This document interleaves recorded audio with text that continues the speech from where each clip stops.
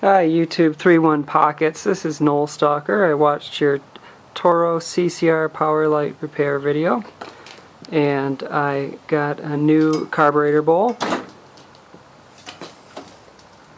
Cleaned everything out using the carb spray and then blew it with an air compressor so it's nice and dry. I've turned it on. I've got the choke set to on, primed it a couple times, and this is what I get when I pull the handle.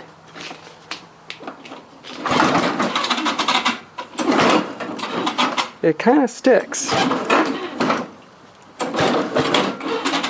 So much so that I actually broke the handle.